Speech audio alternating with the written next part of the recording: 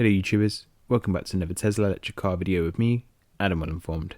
Want to know how my fully electric Tesla Model 3 has held up as my family car over the past 15 months? Also, do you want a little insight into the mindset of an electric car user and my best tip to help you switch to an electric car? If so, you've come to the right video.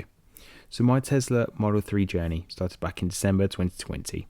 It was part of the first batch of the brand new refreshed Tesla Model 3s from Fremont, USA. These refreshed Tesla Model 3s had a number of changes, including a new center console, new headlights, and the industry-leading and highly efficient heat pump, amongst some other cool and useful features. On collection day, I handed the keys of my 1.2 litre petrol Seat Leon to Tesla in exchange for a fully electric Tesla Model 3 SR Plus.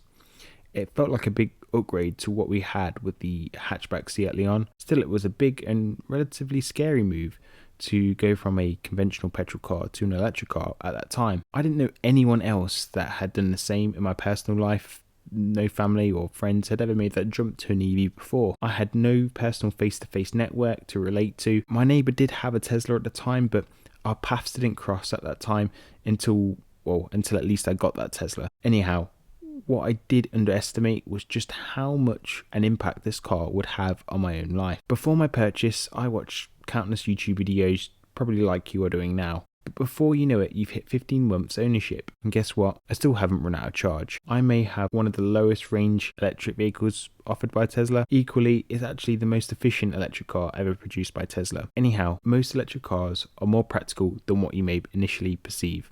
And I think my Model 3 SR Plus versus Model 3 long range video I did above will really help sum that up for you. You've also probably seen mainstream media horror stories. The go-to story usually involves some dude running out of charge on a road trip, and I can only reflect on my own personal experiences here. I've really stretched the limits of my Tesla on 2 or 3 occasions over the past year. The whole perception that all EV drivers are teetering on the edge of running out of charge is just utter cap. I had a comment just last week on one of my old videos where I was told driving an electric car required military style planning for charging stops. Now, after 15 months of owning an electric car, I can confirm the only military experience that I've gained over this time was going to the gulag and then dropping a cheeky squat after a down. And if you know, you know. But seriously, where does this attitude stem from? Like, I've got my own ideas, but turning that on its head, how can I do my bit to help you and your journey to an electric car? For my video today, I want to cover the condition of my car after 15 months, including the issues and the fixes that I've faced, but primarily how driving solely an electric car for 15 months really has been. In regards to running out of charge, there was a really interesting news article just a few months ago that just may reassure you. 2/3 of people from a 14,000 plus survey had expected EV drivers to run out of charge. The reality was it was less than 4% of the 13,000 battery electric vehicle breakdowns attended to by the AA. Just 1% of those people though surveyed guessed that figure right. So I think it's fair to say that this subject can be exaggerated. Now let's start with the topic of condition. This will cover wear, tear, the battery degradation, and my current maximum range. So is my Tesla Model 3 still going to be in tip-top shape after 15 months of ownership? Or is it going to be showing some signs of wear now? I'll talk through some of the issues I face later on, but let's just talk about the inevitable wear and tear. Every car will have wear and tear, but how does my Tesla Model 3 stack up against my prior petrol car? This is my family car, as was my Seat Leon, and we very much drive the average distance every day, give or take. After 15 months, the car is literally just a kiss away from 10,000 miles driven. I probably would have covered that in a 12-month period if it wasn't for those stay-at-home orders over the past year. Tyre-wise, these were checked by a Tesla Mobile Visit this week, and that will be explained a little bit later, but I was surprised by their findings. All the tyres, front and rear, had around 5mm of tread. That's right, the wear was completely equal. Now, I personally had expectations the wear would be worse on the rear because the car is rear-wheel drive, and being an electric vehicle, it is a little bit weighty, but with 5mm remaining after 10,000 miles, I think that's pretty good based on my previous experience. That tells me that the balance and the alignment is pretty good, and so I don't want to be playing around with tyre rotations if I don't need to. I'm hoping I can drag this set of tyres to over 20,000 miles at least, then this would be the same as my front wheel drive Seat Leon. Interior wise, the car pretty much puts up with everything I expected of her, and by that I mean it puts up with a fair beating of family life, should we say. No scuffs or marks that I can't wipe away. I am guilty of not cleaning the interior as often as the exterior. The video shots you can see now are after a interior clean, and that was many months ago, admittedly. Exterior wise, I am really happy with how she's holding up. I really underestimated the appeal of the pearlescent white colour. After a decent wash, the pearlescent part really does shine through. It may be the free colour, but it's also stunning if washed correctly. I do have a couple of stone chips in the front now, but it's not excessive and no different to how my Seat held up.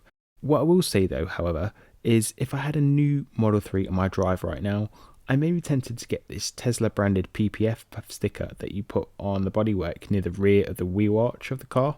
I personally don't have any marks on my Tesla Model 3 here, but it does get awfully muddy there. I noticed the Model Y also has this as standard now, so it must have some benefit for sure.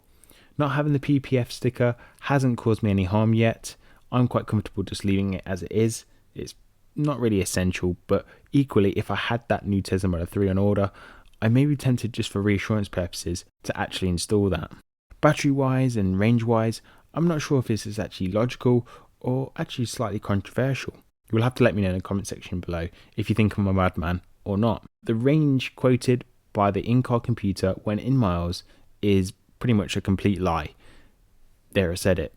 Well, lie is probably an exaggeration, but it isn't accurate at all. At this given time for me, if I was to charge to 100%, the mileage figure reported on the onboard computer reports 235 miles at 100%.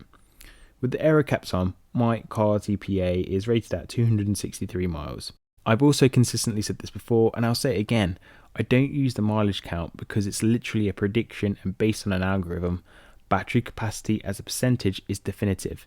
Think of it like a smartphone or a laptop. Your battery life isn't displayed as screen time remaining because that's dependent on if you're watching a video, watching TikTok, or just scrolling through Twitter.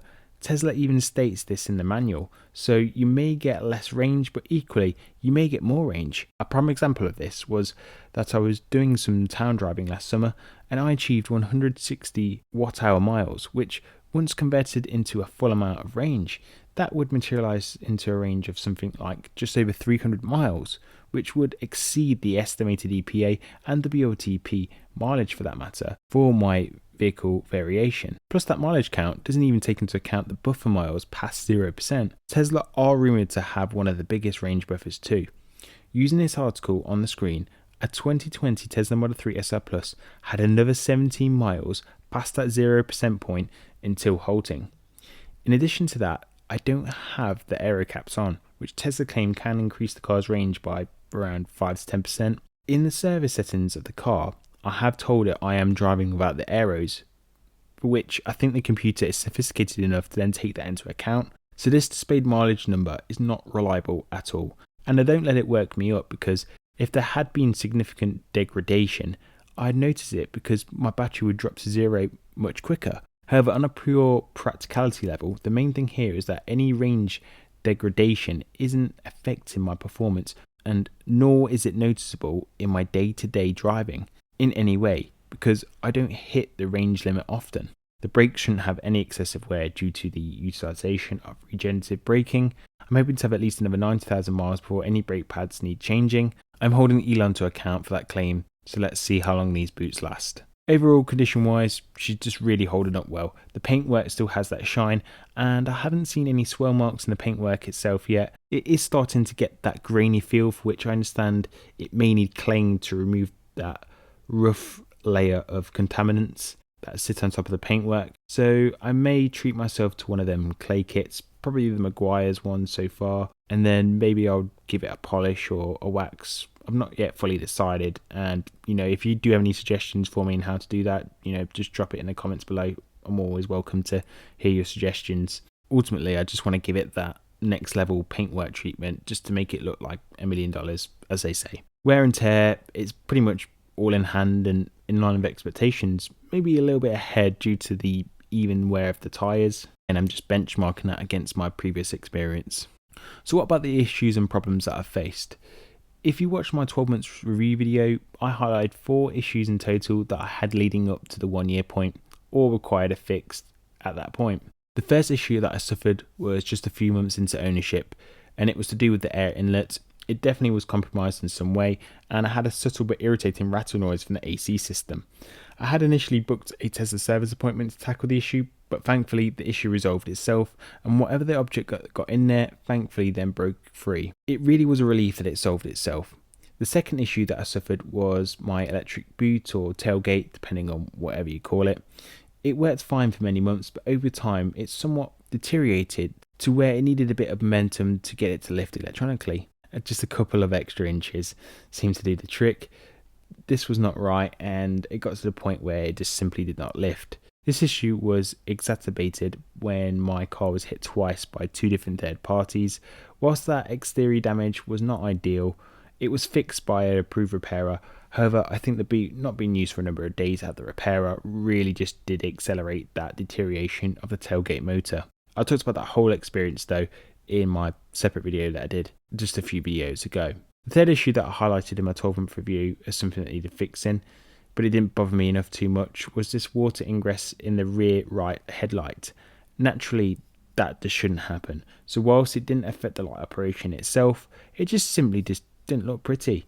I know it needed attention, but let's just say I wasn't really enthusiastic to get it swapped, even if I did know it was always going to be a warranty claim anyway. Finally, the fourth and final issue in general was my scuffed alloys. I really liked the original OEM 18-inch look, but whether you have the aero caps on or not, the rim edge does stick out, and this allows the aero cap to fit in neatly, probably for an aero benefit, but my personal grievance is just that it makes it incredibly easy to scuff. There's literally no damage limitation to play with. Now, I've always said the scuffs come down to human error, and I've also said this time and time again, I just wish there was a subtle tweak to the design, just to make it so the tyre wheel can take some of that hit at least, or even just make the aero wheel cover that rim edge. Either way, for now, I've at least found a solution for my situation, and that has came with cosmetic benefits too. So let's move back to this point 2 and 3 and discuss how they were repaired over this time. The overall outcome is that the boot is finally fully fixed and working as intended. That was all done free of charge and under warranty. Plus, I got a cheeky free complimentary check whilst it was in Tesla's possession. However, where I was particularly impressed was just their pure honesty. Whilst the car was in their possession, they booked a mobile service appointment to cover the water ingress light. Let me repeat that. Tesla, not me, booked the mobile visit to fix the water ingress light. They actually came this week, and the 2 technicians arrived in this lovely metallic silver Model S. I personally think that they should reintroduce that silver colour though, because I actually thought it looked stunning, especially with the chrome around the edges. Do you guys think that too? And do you think Tesla should bring that back for the Tesla Model 3 and the Model Y? Anyway, they came to my house, swapped the rear light free of charge and under warranty, of course. Then they gave me another complimentary check, but this time it was on the tyres. And as you know, I already covered the complimentary check on the tyres and what the outcome was. So now I just want to round up this section to say everything has been fixed to date, and my solution to the curb rash was to buy these awesome matte black wheel covers. There are a number of different colours available, however I have linked my explanation video in the description of the video, which also shows you where to buy the wheel covers and how to install the wheel covers at home. It's super easy to do, and plus there's a couple of tricks you should know if you do buy them. The video will explain all of that. So I've talked about the condition of my car and the problems that I've had to date and how they've been fixed, but now I just want to touch on the electric car journey to date and how has adjusting to an electric car been. Is it hard, and does it suit a busy family lifestyle, etc. As I mentioned before, I watched a fair few YouTube videos, and generally I did do a little bit more research than just YouTube before getting my hands on one. Like most things, dealing with the car day to day and having that hands-on experience is the best way to learn. What I was pleasantly surprised by the Tesla Model 3, and over time I learned just how convenient everything is with a Tesla. I think this is more of a Tesla thing than just a general EV thing. For example, the gear shift is on a stalk behind the wheel, yet the Polestar 2 had a traditional gear knob, and that traditional gear knob is no different to a traditional petrol or diesel car. With the Model 3, I can keep my hand on the wheel at all times and just flick between reverse and drive quite easily. It's a very small detail, but when you lose it, you actually do miss it. And I experienced that firsthand when I had to drive that Polestar 2 for a month or so, whilst my Model 3 was being repaired following them accidents. There are many more convenient features like this, like keyless entry and lockup, etc. I could probably make a video about this as a whole, but I think we should start talking about wrapping this video up. The whole recharge over refueling has been an absolute breeze for me, and I mean this without bragging. It's empowering if you can charge from home on your drive. That's because your time dedicated to charging is about 45 seconds plugging it in, etc. Then it charges around you. Therefore, you never really have to sit and wait for charging, especially if your driving circumstances are like the average driver, like me. So whilst you initially think charging is inconvenient, it's pretty much the opposite. Even with public charging, you can plug, go shopping, go get something to eat. Again, if you're not waiting around and you're doing something that you want to do, I don't think that time should really count as charging time, because you're actually doing something else at that time. We should probably round up to the conclusion though now, and how I can actually help you. So to conclude, if you do have an interest in electric cars and you want to know more, my friendly advice would be to speak to an electric car owner directly. Please don't rely on sound bites and headlines of mainstream media. If they don't use an electric car daily, they're not really going to portray a day in, day out representation that it truly deserves. If you can, maybe start a conversation with your neighbour. I wish I had that conversation earlier with my neighbour who had that Tesla. Or maybe you've just got a work colleague that has an EV. Generally speaking, most of us won't buy it, as we actively want to share our driving experience, good and bad, with anyone that expresses serious interest. We know what the day-to-day driving experience is like, even from winter to summer. We can confidently have and hold that constructive conversation about our experience and really just settle some of your concerns. This is partly why I created this very channel. If you don't have that neighbour or that work colleague that owns a BEV who you can lean on for learning about electric vehicle ownership, I hope to make a bigger difference sharing my experience and journey of owning a Tesla Model 3 online with all of you lovely folks. The icing on top of the cake though is the community with these videos and what that brings. The knowledge that some of you BEV owners have really just a supplement and delivers that extra additional value to the weekly videos that I provide. Therefore, as you can see, I'm happy with my choice to go electric with the Tesla Model 3, and it works great for my family too. If you want to see the start of my EV journey, I'll drop a link to my Tesla playlist on the screen now or at the end of the video so you can watch me from the very start. That's it from me. Don't forget to like the video, subscribe, share it with your friends and family. You've been great as always, and yeah, I'll see you in the next one. Ciao.